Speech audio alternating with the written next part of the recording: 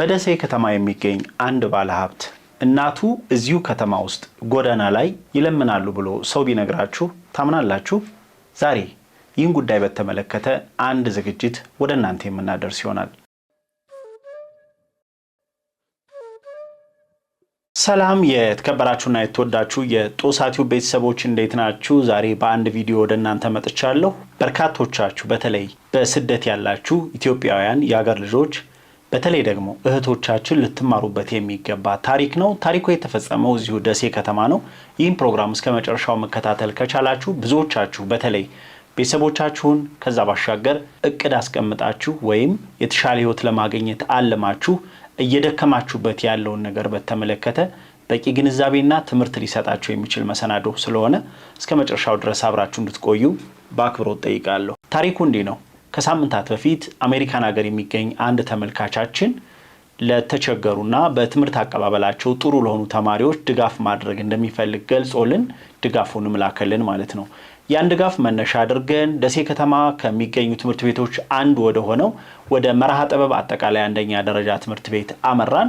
እዛም ሄደን እንግዲህ ሁለት የተሻሉ የትምህርት አቀባበል ያላቸውን ነገር ግን ድጋፍ የሚፈልጉ ተማሪዎችን የትምህርት ቤቱ አስተዳደር መርጦ እንዲሰጠን በጠየቅነው መሰረት ከትምህርት ቤቱ ርዕሰ መምህር አቶ ጽጌ ዘውዱ ጋር ተነጋግረን እንግዲህ ሁለቱ ተማሪዎች ተለዩ ማለት ነው። እኛም በቀጥታ ተመልካቻችን የላከውን ድጋፍ አደረሰን። ድጋፉን በመናደርስበት ወቅትም ተጨማሪ ድጋፍ ያገኙ ዘንድ አጠቃላይ የልጆቹ አቅም ምን ይመስላል፣ በምን አይነት ሁኔታ ውስጥ ሆነው ነው ትምህርት እየተከታተለ ያሉት፣ ከዛ ባሻገር ወላጆቻቸውስ ምን አይነት የኢኮኖሚ ችግር ነው ያለባቸው የሚለውን አሳዳጊዎቻቸውን ይዘው መተው በቀጥታ ቪዲዮ ተቀርጾ ድጋፉን ሰጠን ማለት ነው። በዚህ ወቅት እንግዲህ ሁለት ሴት ተማሪዎች ነበሩ የቀረቡት። አንዷ ተማሪ የእህቷን ባል ነበር ይዛ የመጣችው፣ ወላጅ አልባ ናት፣ አባትም እናትም የላትም። ሌላዋ ተማሪ ደግሞ አባትና እናቷ የሉም እዚህ ማሳድጋት እኔ ነኝ ያሉ አሳዳጊዋ አያቷ ማለትም ሴት አያቷ ይዘዋት መተው ነበር እንግዲህ ድጋፉን የተቀበሉት። በወቅቱም ሁኔታውን በተመለከተ ንግግር ያደረጉት ማለት ነው። እንግዲህ ድጋፉን ካደረግን በኋላ ቪዲዮ በጦሳቲው ተላልፎ ያንን ቪዲዮ መነሻ አድርገው ሌሎች ተመልካቾቻችን ፕሮግራሙ ላይ የቀረቡትን ሴት ተማሪዎች በቋሚነት መደገፍ እንደሚፈልጉ ገልጸውልን ገንዘብም ልከውልን ነበረ።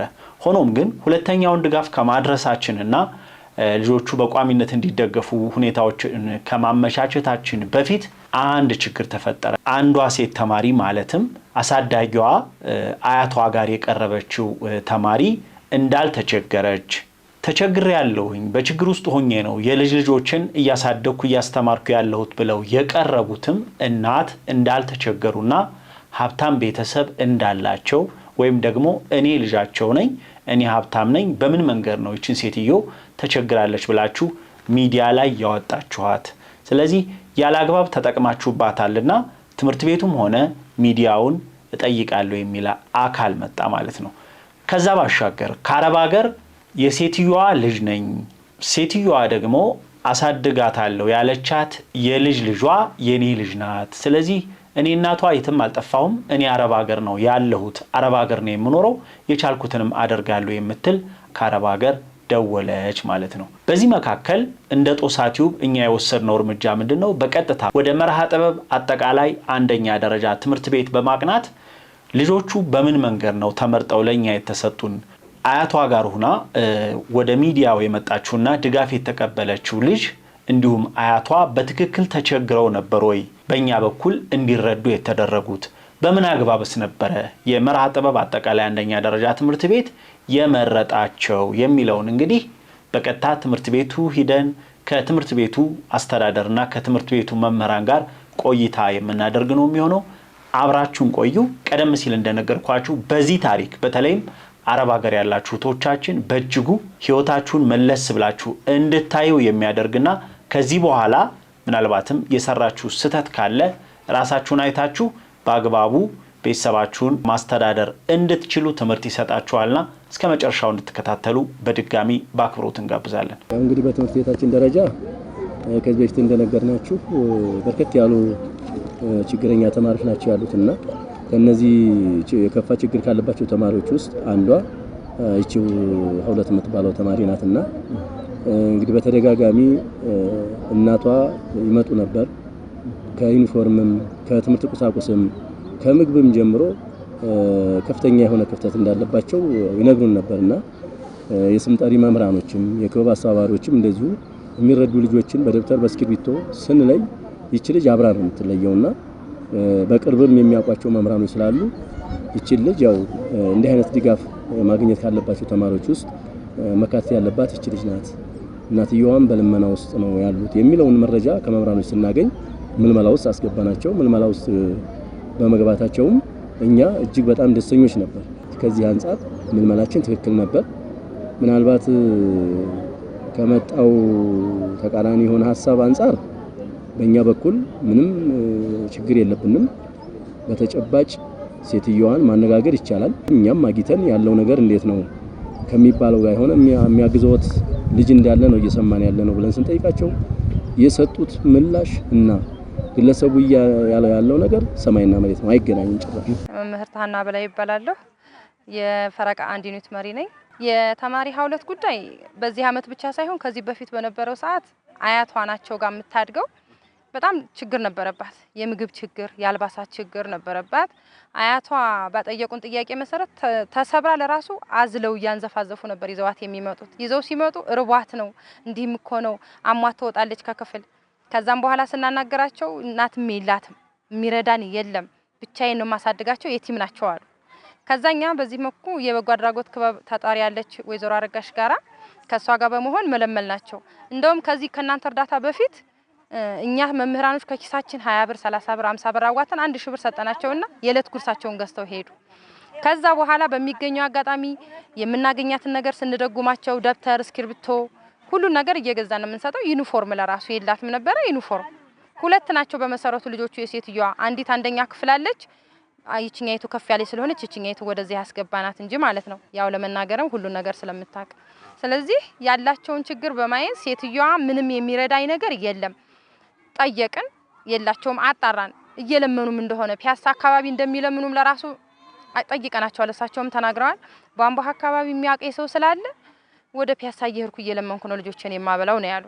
ስለዚህ በዛ መልኩ መልምለን ለእናንተ ሰጥተናል።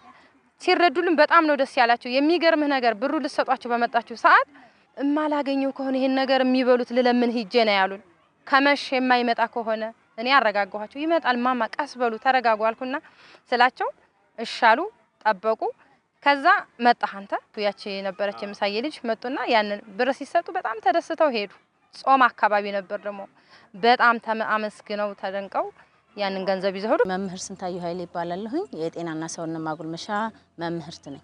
ተማሪ ሀውለት ካብና ከ2016 ጀምሮ ዘንድሮ ደግሞ መምህሯ ነኝ እና በደንብ ነው ማቀልጅ። እንግዲህ እናቲቱ ለምነው እንደሚያስተዳድሯቸው ነው እኛ የምናውቀው። አባትም እንደሌለ እናትም እንደጠፋች ነው እኛ መረጃ ያለን። እንግዲህ በትምህርት ቤት መረጃ ያለን ይሄ ነው። ሁሉ ጊዜ ሲመጡ እንዳለቀሱ ነው። አምና እንደውም ተሰብራ ብር ሁሉ አዋተን ሰተናል።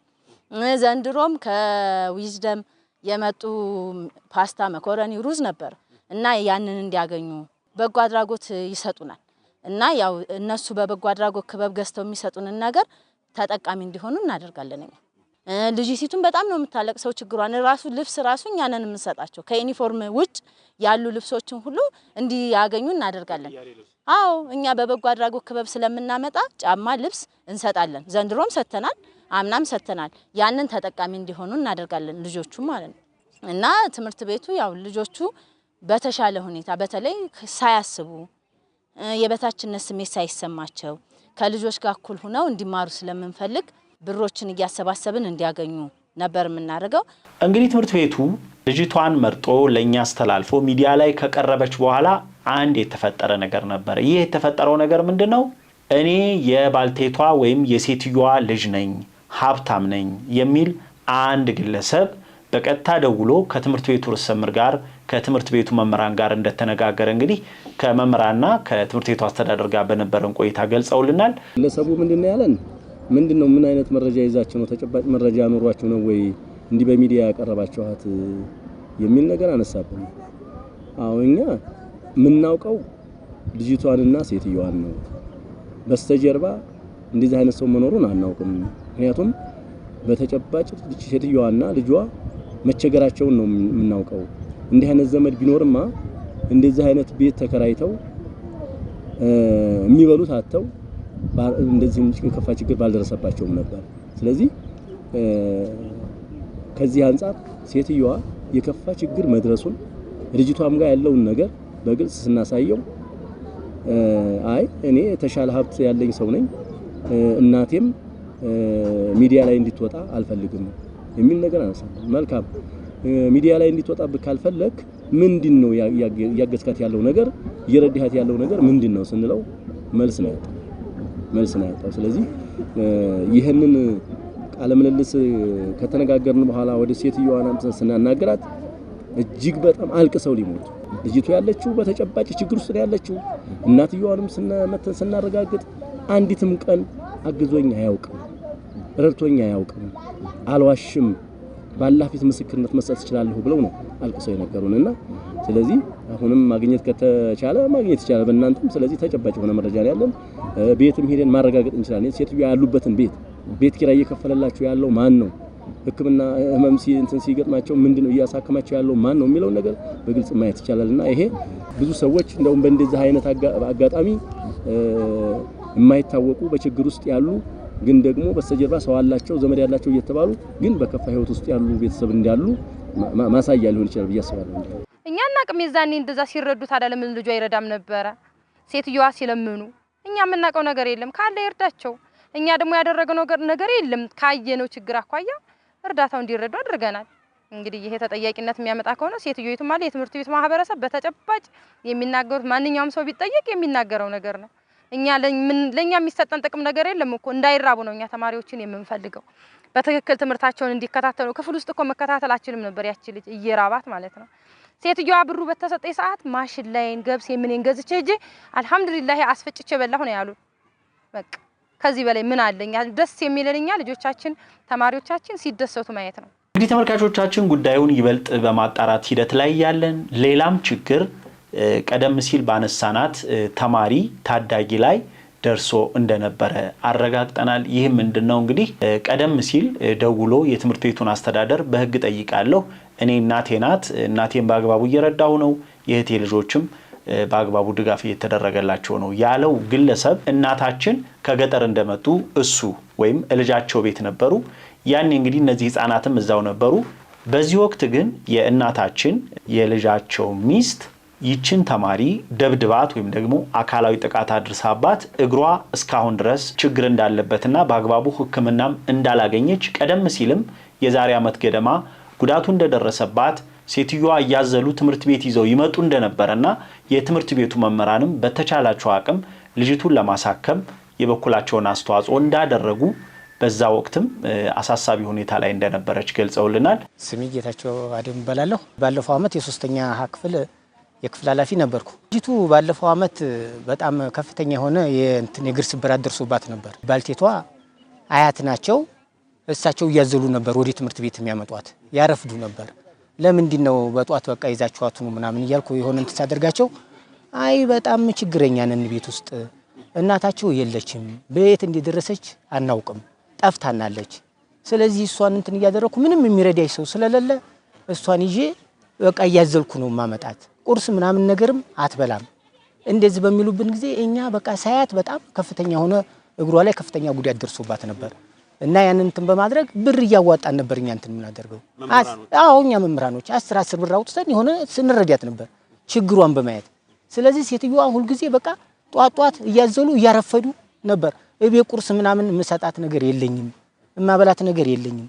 ስለዚህ በእንደዚህ አይነት ሁኔታ ነው እና በዚህ መልኩ እየረዳናት ቀስ እያልን የሆነ ነገር እያደረግን እየረዳናት ትማር ምንም ችግር የለም ምናምን እያልን ነበር እንትን ምናደርጋት ይዘናት የነበረው ልጅቱ። ከመምህራኖቹ ነው ያገኘሁት መረጃና ሴትዮዋና ልጆቹን በመረጣ ሂደት ሲነጋገሩ ልጅቷ ሁሉ እግሯ እንደተሰበረ ያንን የተሰበረ እግር ለማሳከም መምህራኖችና ተማሪዎች እንዳልኩ አዋጣው ነው ያሳከሟትና ምንድነው ምን ሆና ነው ሲባል አይ እናቴ መታኝ አይነት ነገር ልክ አሁን ረጅነኝ ሀብት አለኝ የሚለው የሴትዮዋ ልጅ የሱ ባልተቤት ናት መታት ነው እንደዚህ ሆነችው ካቅም በላይ ደብድባት ነው የሚባለውና ስለዚህ ይሄም በራሱ ሌላ ችግር ነው። ወደዛ ከተገባ ግለሰቡ መጠየቅ በሚገባው ህግ መጠየቅ ከቻለ አይደለም ወላጅ እናቱንም እንዲህ በእንዲህ አይነት ማገዝ ሲገባው በጎን ደግሞ የሚረዳ አካል ሲመጣ የሚያግዝ አካል ሲመጣ ለምን ተረዳችብኝ ወይም ልጆቹ ለምን ተደገፉ የሚል አካል በእውነት በህግ መጠየቅ አለበት ብዬ ነው የማስበው በኔ በኩል ማለት ነው። መጀመሪያ የምናውቀው ነገር የለም ተሰብራብኝ እያሉ እየጎተቱ ነበር እያዘሉ ብትር እያሱ። አሁን ግን እንደዚህ እኛ ላይ ተጽኖ ሲመጣ እንደዚህ ዘመድ አለ ምናምን ልጅ አለ የሚባለው ወሬ ስንሰማ ጠየቅናቸው። መረጃም አለን ሴትዮዋ የተናገሩት የልጃቸው ሚስት ልጅም እንዳላቸው ይዛኔ ነው የነገሩን። ሲያስፈራሯቸው ምን ብለሽ ነው ስሜን ያስጠፋሽው እየረዳሁ ነው ምናምን ብሎ እንትን ሲላቸው የዛኔ እግሯን ሰብራት እንደሆነ የልጃቸው ሚስት እግሯን እንደሰበረቻትና ከቤት እንዳባረረቻቸው ነው ነገሩ። እንግዲህ ቀደም ሲል እንደሰማችሁት የትምህርት ቤቱ አስተዳደርም ሆነ የትምህርት ቤቱ መምህራን ልጅቱን በአግባቡ እንደመረጡ ሴትዮዋም ችግር እንዳለባቸውና አያቷ በችግር ውስጥ ሆነው እያሳደጓት እንዳሉ ገልጸውልናል። ከዚህ ባሻገር እንግዲህ ከመምህራኑና ከትምህርት ቤቱ አስተዳደር ምስክርነት ባሻገር ሴትዮዋንም በአካል ጠርተናቸው በድጋሚ ከኔ ጋር ቆይታ አድርገዋል። ነገር ግን በምስል አላቀርባቸውም፣ ድምጻቸውን ብቻ የምትከታተሉት ይሆናል ማለት ነው። ምክንያቱም ህፃኗንና እናትየዋን መልሶ ሚዲያ ላይ ማቅረብ ከነሱ ሁኔታ አንፃር ምናልባትም እነሱን ችግር ውስጥ የሚከት ከዛ ባሻገር ከልጅቱ ስነ ልቦናም አንፃር ሌሎች ተዛማጅ ጉዳቶችን የሚያመጣ ስለሆነ ዳግም ሚዲያ ላይ ፊታቸው እንዲታይ አናደርግም። ነገር ግን የእናታችን ሐሳብ በትክክል ተቸግረው ነበር ወይ የእሳቸው ልጆች እንዳሉት ሳይቸግራቸው ነው ወይ ወደ ትምህርት ቤት መጥተው ቸግሮኛል እያሉ ሲረዱ የነበረው የሚለውን ከእናታችን በቀጥታ የምናደምጥ ይሆናል። አብራችሁን ቆዩ። ኑሮው እንዴት ነው? ችግሮት ምንድነው? የልጆቹ ችግር እስከዛሬም ትምህርት ቤቱ ሲያግዞት ነበርና እስኪ እንገሩኝ እሱን። ችግር ወደ ቢያሳምታት እንደናንተ ያለ ወደ ቢያሰህር ሁልጊዜ መቶውንም ስምሳውንም ስልሳውንም እየሰጡኝ በዛው እየተጣጣርኩ ይህና ነበር። አሁን እየጠና ሁለት እዚህ የሰጣችሁኝ ሐኪም ቤት ነው ጨረስኩት። ለኛ ደውሎ ልጆት እኔ ልጃቸው ነኝ ሀብታም ነኝ እየረዳኋቸው ነው ብሎናል። ሀብታም ነው ባለ መኪና ነው 7 ቤተሰብ ነው እንጂ እርግጥ ነው ሀብታም ነው። ሐሰት አይደለም ይሄ ይፋ የሚታይ ነገር ነው። ለኔ ግን ስንት ጥቅም አለኝ ስንት ምግብ ነበረ ስንት ጤና ነበረ ያንን እኔ አላገኘሁም።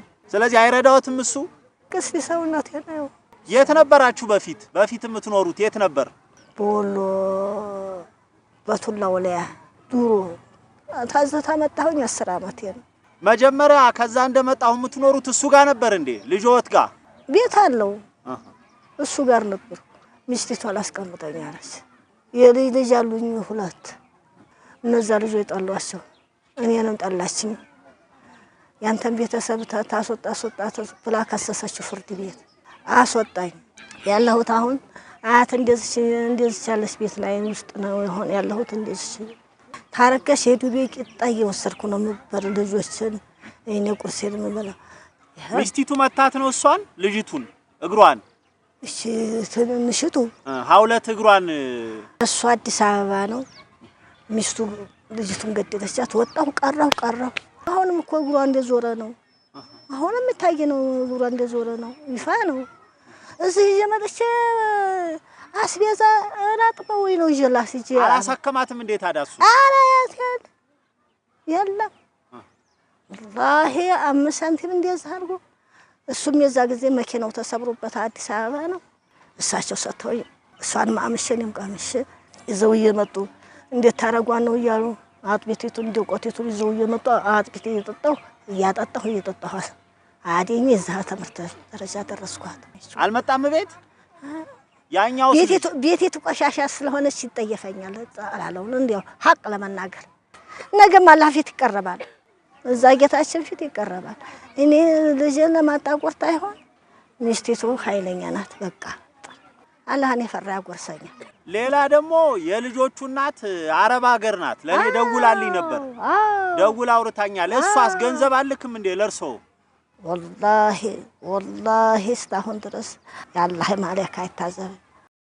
እንግዲህ እናታችን ከተናገሩት ነገር ባሻገር እኛም ወደሚኖሩበት ቤት ሄደን ወደሚኖሩበት አካባቢ ሄደን ለማጣራት ሞክረናል። የሚኖሩበት አካባቢ ቁርቁር የተሰኘው ማለትም ከመገናኛ ሩቅ የሆነ መብራት የሌለበት ቤት ነው የተከራዩት። 500 ብር ነው የተከራዩት። እዛ አካባቢ እንግዲህ ከአካባቢው ነዋሪዎች እንዳጣራ ነው ብዙ ቤቶች ተሰርተው ዝም ብለው ይቀመጣሉ። ሰው የሚገባባቸው በጠባቂነት ነው። ማለትም ቤቱን የሰሩት የቤቱ ባለቤቶች የሚጠብቅላቸው ሰው ካገኙ በነፃ የሚያስቀምጡበት ነው። ከከተማው ሩቅ ነው። ምናልባት እነዚህ ሰዎች ቢረዷቸውና ቢያግዟቸው ኖሮ እኛም ሂደን በአካል እንዳየነው ግን አረብ ሀገር እናት አለቻቸው እነዚህ ልጆች እንግዲህ ወይም ደግሞ ሴትዮዋ አረብ ሀገር ልጅ አለቻቸው፣ እዚህ ደግሞ ሀብታም ነኝ የሚል ልጅ አላቸው። ስለዚህ እነዚህ ሰዎች ቢረዷቸው ኖሮ አንድም መብራት ወዳለበት ወደ መገናኛ መሀል ከተማ እንኳን ባይሆን መገናኛ ዳርቻ ነው ይታወቃል። ማለትም ብዙ ሰው የቤት ኪራይ ይቀንሳል ብሎ የሚመርጠው አካባቢ ነው። ልክ እንደ ኬላ መገናኛ በዚህኛው በኩል ያሉ አካባቢዎች የቤት ኪራይ በአንጻሩ ይቀንሳል ተብሎ የሚታሰብባቸው ቦታዎች ናቸው። በእርግጠኝነት ከ1000 እስከ 1500 ብር አንድ ክፍል ቤት መገናኛ አካባቢ መብራት ያለው ሊያገኙ የሚችሉበት እድል ነበር። እንግዲህ ምናልባት ቢረዱና ቢታገዙ ኑሮ ማለት ነው። ነገር ግን እሳቸው ያሉት እጅግ በጣም ርቀው መብራት የሌለበት አካባቢ 500 ብር ተከራይተው እንደሆነ በተጨባጭ አሁን በመታዩት መልኩ ምስሉ ላይ አካባቢው ሄደን እኛም አካባቢውን ለመቅረጽና አጠቃላይ ሁኔታውን ለማየት ሞክረናል ማለት ነው። እንግዲህ እስካሁን የነበረውን የታሪኩን ክፍል እንደተከታተላችሁ ወደ አእምሯችሁ የሚመጣ አንድ ጥያቄ ይኖራል። እናታችን የሚያሳድጓቸው ሁለት የልጅ ልጆቻቸውን ነው። የአራተኛ ክፍሏን ተማሪ ሀውለትንና እታች አንደኛ ክፍል የምትማር ሁለት ሴት የልጅ ልጆቻቸውን ነው እንግዲህ እያስተማሩ እያሳደጉ የሚገኙት። ነገር ግን አረብ ሀገር ያለችው እናታቸውስ ምን አለች? ከዛ ባሻገር ይሄ እኔ ሀብታም ነኝ እናቴን እየረዳኋት ነው ያለው ግለሰብ ምላሹ ምን ይሆን የሚለውን በተመለከተ እንግዲህ ጦሳ ቲዩብ በቀጥታ ደውሎ ለማናገር ሞክሮ ነበረ። ነገር ግን እናታችን ያሏቸው ሁለት ወንድ ልጆች ነው ደሴ ከተማ ላይ ማለት ነው። አንደኛው ቀደም ሲል ከገጠር መጥቼ አብሬው ነበርኩኝ፣ ነገር ግን ሚስቱ አስወጣልኝ ስላለችው ከቤት ወጥቼ ተከራይቼ መኖር ጀመርኩ ያሉት ወንድ ልጃቸው ትልቁ ልጃቸው ነው። ከሱ ቀጥሎ ደግሞ ሌላ ወንድ ልጅ እንዳላቸው ነው ማረጋገጥ የቻልነው። ስልክ ቁጥር ተቀበለን መደወል የፈለግነው ትልቁ ልጃቸው ጋር ነበረ። ነገር ግን ትምህርት ቤቱም ጋር ደውሎ እኔ ያስተማርኳት ነው እየረዳኋት ነው ሀብታም ነኝ ብሎ ማስተባበያ ሲሰጥ የነበረው ትልቁና ዋናው የታሪኩ አካል የሆነው ባለጉዳዩ ሰው ሳይሆን ትንሹ ወንድም ነው። እየደወለ የትምህርት ቤቱን አስተዳደርም ከዛ ባሻገር እኔም በደወልኩበት ሰዓት በቀጥታ ያገኘሁት ትንሽ ወንድሙን ነው ማለት ነው። ስለዚህ ትንሽ ወንድሙ ምንድነው ያደረገው? ትልቅ ወንድሙ ጋር ጉዳዩ ሳይደርስ ነገሩ ሳይደርስ ትልቅ ወንድሙ ቪዲዮውንም እንዳልተመለከተው ነው እስካሁን እንግዲህ ያገኘሁት መረጃ የሚያሳየው። ስለዚህ ልክ እንደ ትልቅ ወንድም ሆኖ እናቴን እየረዳኋት ነው እያገዝኳት ነው በቂ ሀብት አለኝ ለምንድን ነው ሚዲያ ላይ ያወጣችሁ ብሎ ጉዳዩን ሲከላከል የነበረው እንግዲህ ትንሹ ነው ማለት ነው። ስለዚህ ትንሹ ቀደም ሲል የተባለው አካል አይደለም።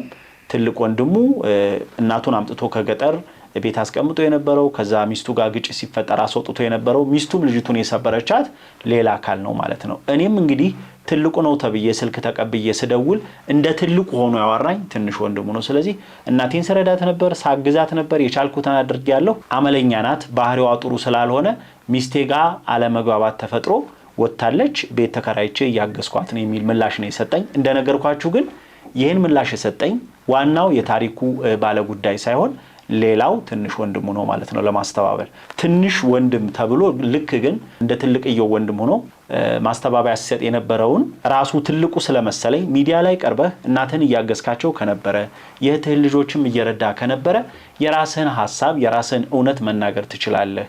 ስለዚህ ሚዲያ ላይ እንድትቀርብ ፈቃድ ከሆነ ይህን እድል ሰጥቻለሁ ብዬ ደውዬለት ነበረ። ሚዲያ ላይ መቅረብ አልፈልግም፣ ነገር ግን እናቴን በቻልኩት መጠን እየረዳኋት ነው እያገዝኩ ነው፣ ምንም ከዚህ ውጭ ምለው ነገር የለም ነው ያለው ማለት ነው። ከዚህ በመቀጠል እንግዲህ ቀደም ሲል እንዳልኳችሁ አረብ ሀገር የነበረችው የልጆቹ እናት ነኝ ወይም የሀውለት እናት ነኝ የምትለው እህታችን መጀመሪያ ደውላ እኔን ነግራኝ ነበረ። እኔ የቻልኩትን እያገዝኩ ነው፣ ለልጆቼ ሳልሆን እቀራለሁ፣ ለማን ነው የምደክመው የምለፋው? ከዛ ባሻገር እናቴ እኮ ልጆች አሏት። ትልቁ ልጇ ደሴ ከተማ ላይ ሀብታም ነው፣ የራሱ የሆነ ድርጅት የራሱ የሆነ መኪና አለው። እንደውም ሸርፍ ተራ ወይ ደግሞ መናኸሪያ አካባቢ ሄደህ እከሌ ብለህ ብትጠይቅ ይነግሩሃል። እንዴት እንዲህ አይነት የተዛባ መረጃ ተዋጣለህ ብላ ነበር መጀመሪያ ደውላ ጠየቀችኝ። ከዛ በድጋሜ ጉዳዩን ትምህርት ቤት ሂጄ አጣርቼ በትክክል ተጨባጭ መረጃ ከያዝኩ በኋላ ደግሜ ስደውልላት የሰጠችኝን ምላሽ በዝርዝር አልነግራችሁም። ከእህቴ ቤተሰባዊ ሁኔታና ከስነ ልቦናው አንፃር እሱን ሁሉንም ነገር እዚህ መናገር ስለሌለብኝ በከፍተኛ ሁኔታ ስሜቷ ተነክቷል። ስለ ልጆቿ የሰማችው ነገር እንግዳ እንደሆነባት እሷ የምታውቀው እውነት ከዚህ በተቃራኒ እንደሆነ ነው የነገረችኝ። ልጇ እግሯን መሰበሯን ከሰሞኑ ሚዲያ ላይ ከወጡ በኋላ ይሄ ጉዳይ መነሳት ከጀመረ በኋላ እንደሰማችና እስከዛሬ ልጇ ላይ ስለደረሰው ጉዳት ምንም አይነት መረጃ እንደሌላት እያለቀሰች ነው የነገረችኝ። ከዛ ባሻገር ልጆቿን ከመርዳትና ካለመርዳቷ ጋር በተያያዘ የራሷን እውነት እያለቀሰች ነው የነገረችኝ። እንግዲህ እንደ ጥቅል ለመረዳት እንደሞከርኩት እሷ በቻለችው መጠን ልጆቿን ለመርዳት ልጆቿን ለማገዝ እየደከመች ነበር። ነገር ግን በአንድም በሌላ ምክንያት እሷ የምታደርገው ነገር በቀጥታ ልጆቹ ጋር አልደረሰም ወይም ልጆቹ ከሷ ልፋት ከሷ ድካም ከሷ ገንዘብ ተጠቃሚ መሆን አልቻሉም። ይሄ ደግሞ ራሱን የቻለ ምክንያት አለው ማለት ነው። እንግዲህ እሷ ያዘነችው እኔ እንዲመሆኑን ባቅ ኖሮ አባታቸው ጋር ገጠርም ቢሆን ቅሉ አባታቸው ያለው ገጠር ነው ቢያንስ አያስርባቸውም ነበረ። ምንም ገጠር ቢሆን አባታቸው ዘና አድርጎ ያኖራቸው ነበረ። ስለዚህ የኔ ስተት ነው፣ በቅርቡ ወደ ኢትዮጵያ መጣለሁ፣ ከልጆች አንፃር መውሰድ ያለብኝን ኃላፊነት እወስዳለሁ የሚል ሐሳብን የገለጸችው። እግረ መንገዷንም አረብ ሀገር ያሉ እህቶቼ በተለይ በስደት ላይ ያሉ እህቶቼ ከኔ ታሪክ ብዙ ሊማሩ ይገባል። ልጅ ያላቸው እህቶቼ በትክክል ልጆቻቸውን ቀርበው የልጆቻቸውን ችግር የልጆቻቸውን ስሜት የልጆቻቸውን ሐሳብ ማድመጥ አለባቸው። ስለለፉ ስለደከሙ ገንዘብ ስለሰሩና ገንዘብ ስለላኩ ብቻ ልጆቼን እያሳደግኩ ነው ብለው ማሰብ የለባቸውም የሚል ሐሳቧን ሰጥታኛለች። እንግዲህ ተመልካቾቼ ከዚህ ጉዳይ ጋር በተያያዘ የትምህርት ቤቱ መምህራንና የትምህርት ቤቱ አስተዳደር ለበጎ አስበው መልካም ነገር አደረግን ብለው ነው ይሄን ነገር ያደረጉት። በዚህም ተወቃሽ መሆናችን ተገቢ አይደለም ሲሉ ሐሳባቸውን ሰጥተውኛል። አጎት መሰለኝ እንግዲህ ለልጆቹ የሚሆነው ተቃዋሚ ሆኖ ነው የመጣው። እንግዲህ መጥፎ ጥሩ ነገር ማድረግ የሚያስጠይቅ ከሆነ እጅግ በጣም የሚያሳዝን ነው። እኛ ስማችን ሁሉ እየጠፋ ነው ያለው። መምህራን ግን ለበጎ ብለን ያደረግነው። ምክንያቱም ልጆቹ የተቀደደ ልብስ ለብሰው ሲመጡ ሌሎቹ ደግሞ አዲስ ለብሰው ሲመጡ ሳይኮሎጂካል ጉዳት አለው። ርቦህ መተህ መማር ከባድ ነው። በደንብ አቴንድ አታደርግም ክፍለ ጊዜውን። ስለዚህ ልጆቹ ተመቻችቶላቸው እንዲኖሩ ነው የኛ ድጋፍና እንቅስቃሴ ማለት ነው። ሴትየቱ አንደኛ በሽተኛ ናቸው፣ ሁለተኛ ጥሩ ኑሮ የሚኖር ሰው ፊቱ ይናገራል፣ ሶስተኛ ልጆቹ ርቧቸው መተው ሲወድቁ የምናየው መምህራኖች ነን። እኛ ዛሬ አይደለም ለብዙ አመታት ትምህርት ቤት ውስጥ ኑረናል። አንደኛ የትምህርት ቤታችን ስም እንዲጎድፍ አንፈልግም እኛ መምህራን፣ ሁለተኛ የኛም ስም እንዲጠፋ አንፈልግም። ብዙ ተማሪዎች አሉን። ተማሪዎቻችን ተደስተው ከተማሪ ጋር እኩል ሆነው ትምህርታቸውን ተከታትለው ውጤታማ እንዲሆኑ ብዙ ተማሪዎችን ያወጣ ትምህርት ቤት ነው።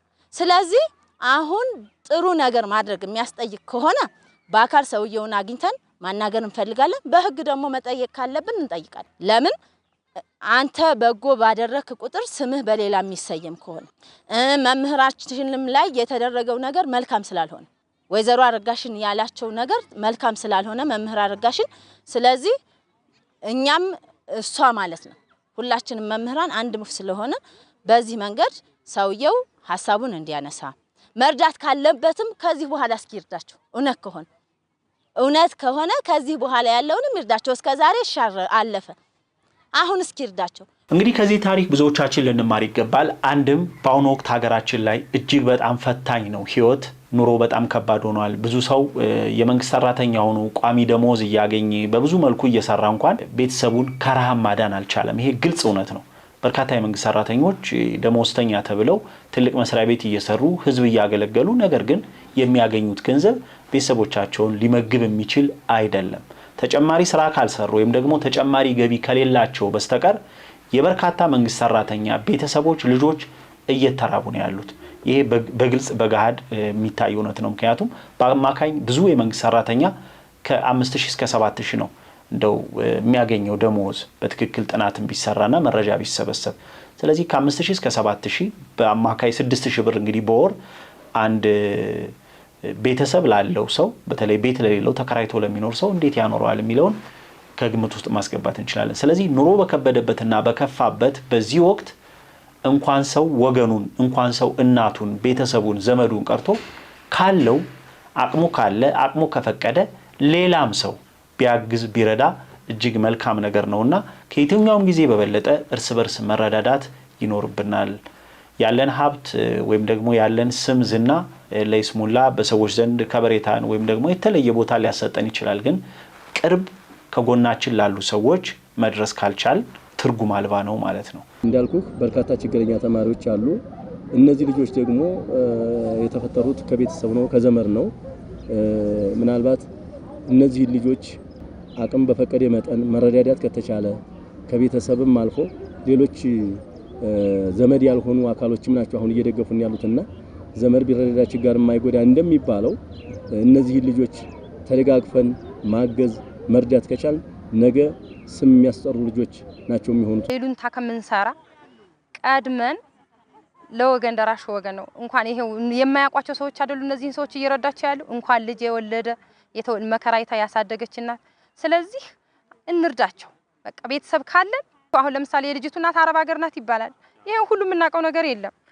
ለምን አይረዷቸውም? ስልክ በጎረቤት እንኳን አፈላልጋ መደወላችልም ነበር ልጆቿን ራብ ሲሞቱ እንደዛ ለምን አይረዱም? ይርዷቸው፣ ይረዳዱ ነው የምለው። እኔ ሌላ የምለው ነገር የለም። ይጠያይቁ። ከዛ ባሻገር እንግዲህ የትምህርት ቤቱ መርሰምር የትምህርት ቤቱ መምህራንም ሀሳብ እንደሰጡ በተለይ አረብ ሀገር ያላችሁ እህቶቻችን መድከም መልፋት ለአመታት አረብ ሀገር በብዙ ጣውረድ ውስጥ ሆኖ ገንዘብ መስራት ብቻ ዋጋ የለውም። አንድም የለፋችሁለት ገንዘብ የደከማችሁበት ነገር በትክክል አላማ ላይ መዋሉን በትክክል ያሰባችሁትና ያቀዳችሁት ነገር ላይ መዋሉን ማረጋገጥ አለባችሁ። ከዛ ባሻገር ልጅ ያላችሁ ደግሞ ለልጆቻችሁ ገንዘብ መላክ ብቻ አይደለም፣ በተለያየ ጊዜ እየደወላችሁ በተለያየ አጋጣሚ ባገኛችሁት መንገድ ልጆቻችሁን እያገኛችሁ ሐሳባቸውን፣ ስሜታቸውን፣ ምኞታቸውን፣ ህልማቸውን፣ ናፍቆታቸውን፣ ጭንቀታቸውንም ጭምር መጋራት ይኖርባችኋል ማለት ነው። ስለዚህ ገንዘብ መላክ ብቻ አይደለም ልጅ ማሳደግ። ዛሬ ላይ ብዙ ደክማችሁ ለፍታችሁ እድሜያችሁን ብዙ ነገራችሁን መስዋዕት አድርጋችሁ ከብዙ ጊዜ በኋላ ስትመጡ ልጆቻችሁ ባልተገባ መንገድ አድገው የምታገኟቸው ከሆነ ዳግም ኪሳራ ነው የሚሆነው። ገንዘባችሁ ወጥቷል፣ እድሜያችሁን ፈሽታችኋል፣ ጉልበታችሁን መስዋዕት አድርጋችኋል። ያ ሁሉ ሆኖ ግን ልጆቻችሁ ያላግባብ ካደጉ ነገ ከነገ ወዲያ የምትጸጸቱበት አጋጣሚ ይኖራልና በቻላችሁት መጠን በሩቅም ሆናችሁ ዘመኑ ብዙ አማራጮች አሉት። በተለያዩ ቴክኖሎጂዎች የተጠቀማችሁ ልጆቻችሁን ለብቻቸው ማውራት ቤተሰብ ጋር ሆኖ የምትዋሩት ነገር እንዳለ ሆኖ ነጠል አድርጋችሁ እስኪ ብቻሽን ሆነ ሻውሪኝ ራቅ ብለሽ ሻውሪኝ ብላችሁ በትክክል ልጆቻችሁ ውስጥ ያለውን ስሜት መረዳት መቻል አለባችሁ። በዚህ ቤተሰብ ውስጥም አንዱ ችግር ነው ብዬ የማስበው እናት ለልጆቿ የምታደርገው ነገር እንዳለ ሆኖ ነገር ግን አንድ ስልክ ገዝታ ለእናቷ ብትሰጥና ከእናቷ ጋር በየጊዜው ብትገናኝ ኖሮ እናቷ ምንም እንኳን የመስማት እንዲሁም ሌሎች በርካታ የጤና ችግሮች ቢኖርባቸውም ስልክ ብትሰጣቸው በቀላሉ ቴክኒካሊ የመደወሉን የማገናኘቱን ነገር ልጅቱ ልታግዛቸው ትችል ነበር። በዚህ መንገድ ልጆቿንም ታገኝ ነበረ። እናቷም ጋር የተያዘውን ችግር በቀላሉ ከማንም አካል ከሌላ ሶስተኛ አካል ሳይሆን ከልጆቿና ከእናቷ መስማት ችግሩንም በጋራ እየተነጋገሩ መፍታት የሚችሉበት እድል ነበረ። ነገር ግን ያ እድል ባለመኖሩ ግንኙነታቸውም በተዘዋሪ መንገድ በመሆኑ እርዳታውም ድጋፉም በሌላ አካል ዙሮ የሚመጣ ስለነበረ እንግዲህ በዚህ መንገድ ችግሩ ተፈጥሯል ማለት ነው። ከአረብ ሀገር ጋር በተያያዘ እውነት የብዙ ቤተሰቦቻችን ያልነካካው ነገር የለም። በተለይ እዚህ ችግርና ወደ አረብ ሀገር በርካታ ልጆች ሄደዋልና ምናልባት አንዳንድ ኢንፎርሜሽን እንሰማለን።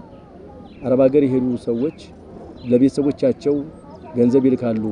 እንዲሁም በአካውንትም ገንዘብ ከላኩ በኋላ የተለያየ ነገር ሀብት እንዲያፈሩ ቤት ንብረት እንዲያፈሩ ይፈልጋሉና ከመጡ በኋላ ግን ከቆይታ በኋላ ሲመጡ ግን በተገላቢጦሽ ቤት ተሰርቶልናል ብለው ሲጠብቁ ቤት ሳይሰራ ሀብት አለን ብለው ሲመጡ ባዶ እጃቸው መልሰው እንደገና ደግመው በብስጭትም ደግሞ የሚሄዱበትም አጋጣሚ እንዳለ ማየት ይቻላልና እቺም እናት በጎን ገንዘብ ልካ ሊሆን ይችላል አይታወቅም። ያ ገንዘብ እቺ ልጅ ጋር እናት ጋር ቢደርስ ኑሮ ይሄን ችግር አይነሱም ነበር ማለት ነው። ስለዚህ አይገናኝም ጭራሽ የሚባለው ነገርና ሰዎቹ ያሉበት ሁኔታ ምንም አይገናኝም።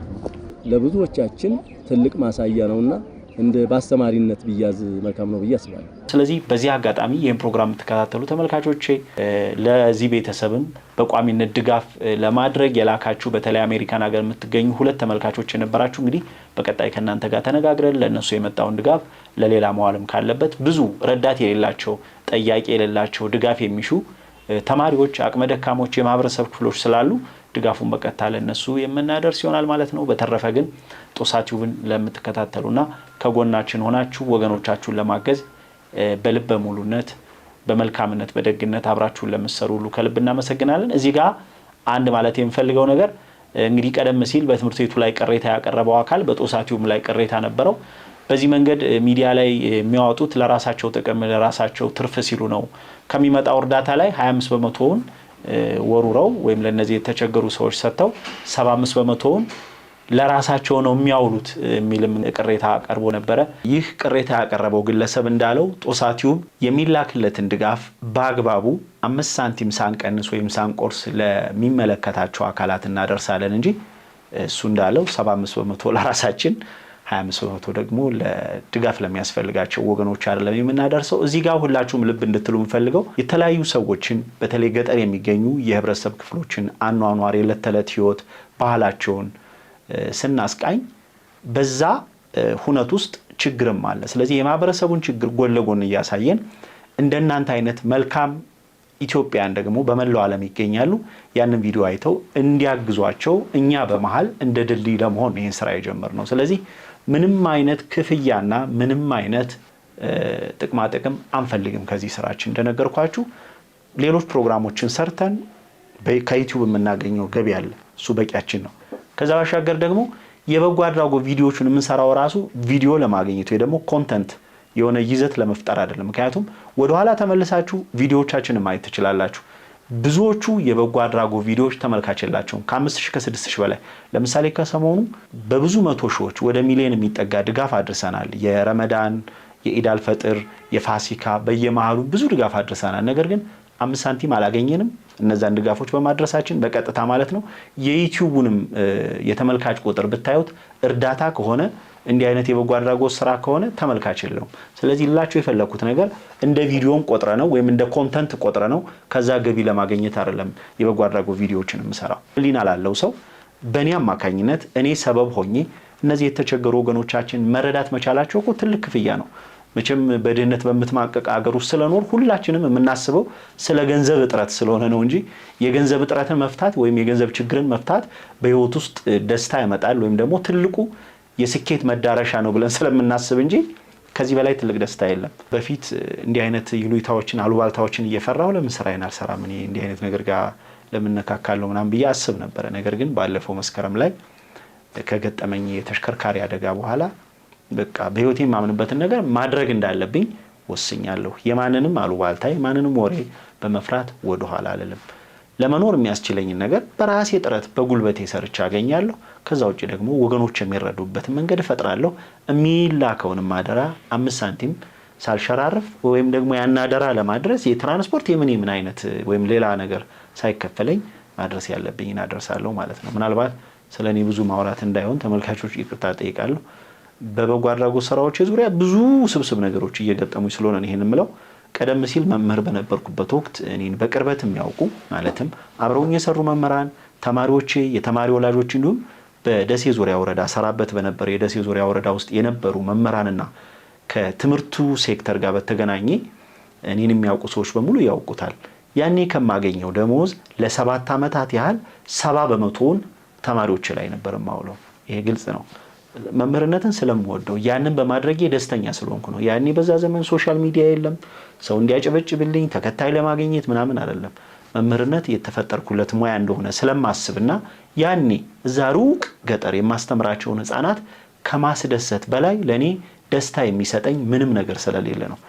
ከመስከረም እስከ ሰኔ ገጠር ቆይተን ስንመጣ ብዙ መምህራን ቆጥበው ምናምን ክረምት ላይ ወደፊት ዙር አግኝተን ማለትም ከገጠር ቦታ ወደ ከተማ ስንመጣ ከተማ የምንኖርበት ብለው ዕቃ ሲያሟሉ ምን ሲያሟሉ እኔ ግን ባዶ እጄን መጥቼ ሰኔ ላይ ክረምት ትምህርት ለመከታተል ወደ ደብረ ብርሃን ዩኒቨርሲቲ ሄድ ነበርና ያኔ ለትራንስፖርትም ሆነ ለክረምት ቆይታ ምትሆነኝ የክረምት ደሞዜ ብቻ ነበረች የምትቀረኝ ማለት ነው። ከዛ ባሻገር አባቴ ክረምት ቆይቼ ትምህርት ተከታትዬ እንዳልኳችሁ ወደ ገጠር ትምህርት ቤት ልሄድ ስል ደግሞ መስከረም ስመጣ ከዩኒቨርሲቲ ተመልሼ መስከረም መጥቼ ቤተሰብ ጋር ደርሼ ወደ ገጠር ለማስተማር ልሄድ ስል አባቴ ነበረ እንግዲህ ለመስከረም አስቤዛና ሌሎች ስንቆችን ተጨማሪ ገንዘብ ይሰጠኝ የነበረው ማለት ነው። ስለዚህ መምህር በነበርኩባቸው 7 ዓመታት 70 በመቶ ያገኘሁት ነገር ለተማሪዎች ነበር የሚለው።